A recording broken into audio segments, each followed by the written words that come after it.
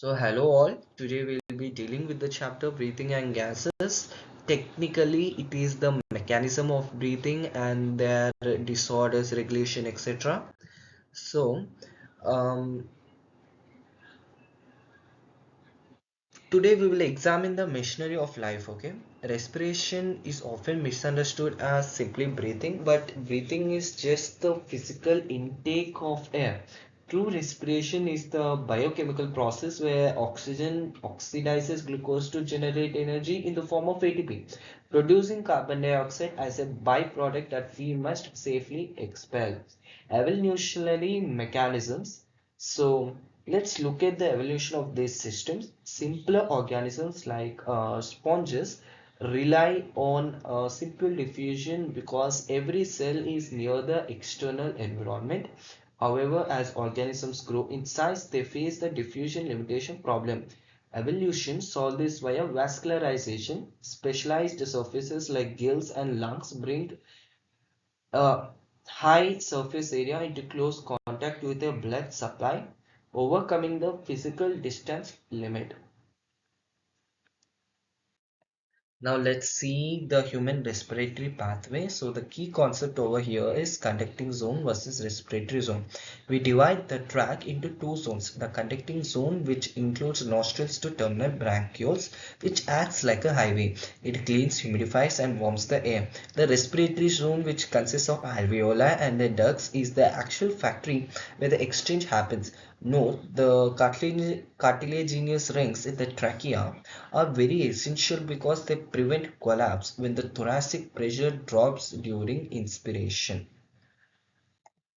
Now let's see the lungs and the pleural environment. So the pleural cavity is an airtight seal necessary for lungs to inflate. Our lungs are essentially passive balloons. They do not have muscles to move themselves. They are moved by the movement of the thoracic cage. The pleural fluid is crucial here. It creates a surface tension that couples the lungs to the chest wall if this seal is broken. For example, in a puncture wound, the lung collapses because it loses its coupling to the cage. So now let's go to the next slide.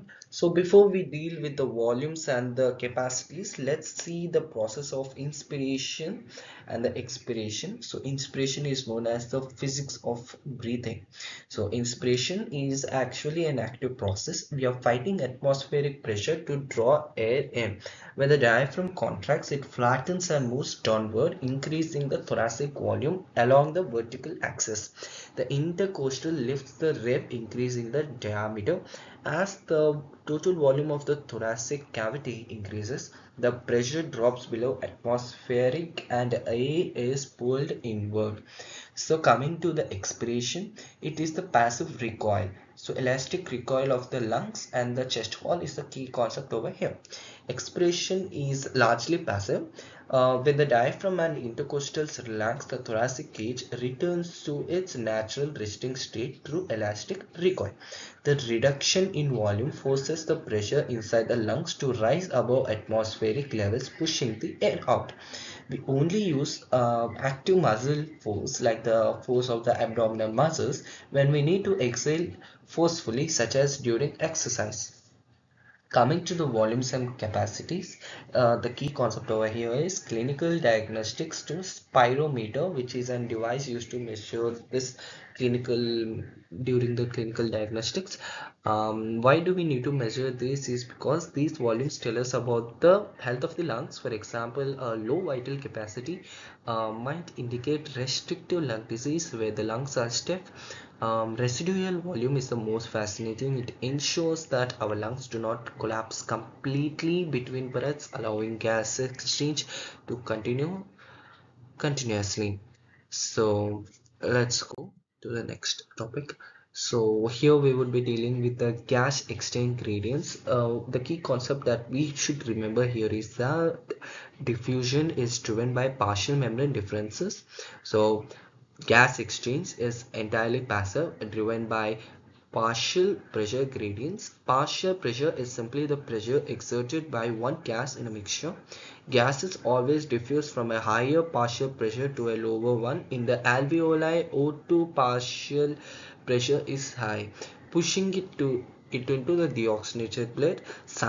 Simultaneously, the carbon dioxide partial pressure is higher in the blood than the alveoli, pushing it out to be breathed away.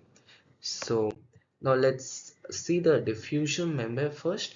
So diffusion rate is proportional to surface area and is inversely proportional to the membrane thickness. So this is the key concept that should be remembered over here.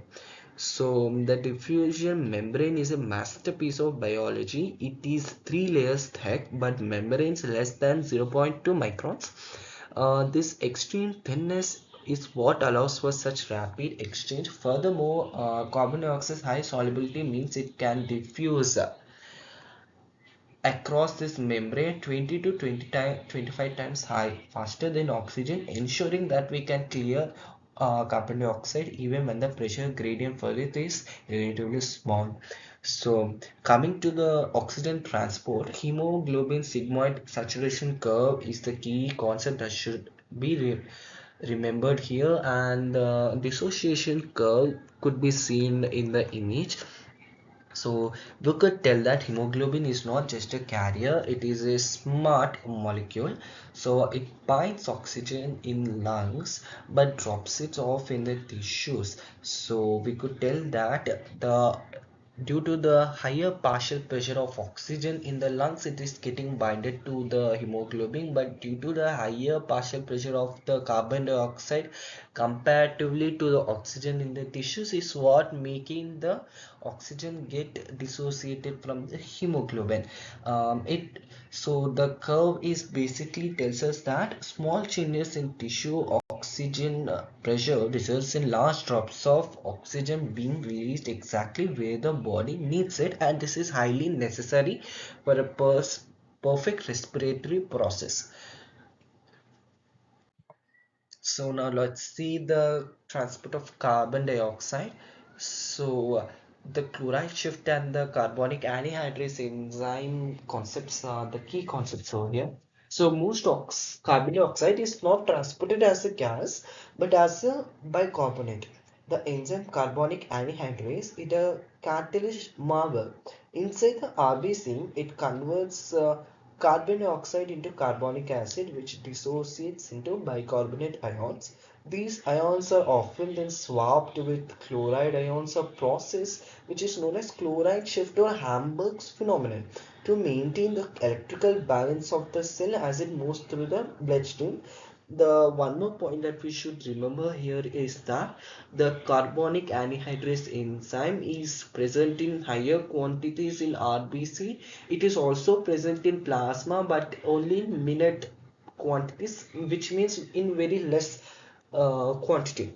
So let's go to the next topic. Here we would be discussing about the regulation and about the respiratory disorders. So the brain stem regulates the autonomic rhythm of respiration. So we breathe without thinking, and we owe that to the medulla oblongata and the pons. So medulla oblongata sets the base rhythm, but the pneumotoxic center in the pons can override and shorten the duration of inspiration, essentially increasing the rate. When we discuss disorders, we see how pollution plays a role in the cause of asthma, or habits such as smoking, which causes emphysema, destroys the very surface area evolution spent millions of years refining. To be more particular, we could see 3 points. Respiratory rhythm center, which is located in the medulla, is the primary region for rhythm maintenance, and the pneumotoxic center, which is located in the pons region, can moderate the functions of respiratory center. So here how the pneumotoxic center works is that it reduces the rate of inspiration. Coming to the chemotoxic area, it is sensitive to CO2 and hydrogen ions. So when there are fluctuations in this level, which means higher levels of carbon dioxide to be more particular, it sends signals to the respiratory rhythm center to make all suggestive alterations. So we even have a rooted and chaotic arch, which is not mentioned over here. They too are, they also function in the same as chemosensitive area, but they send the signals to the pneumotoxic center or to the respiratory rhythm center to make the relative adjustments.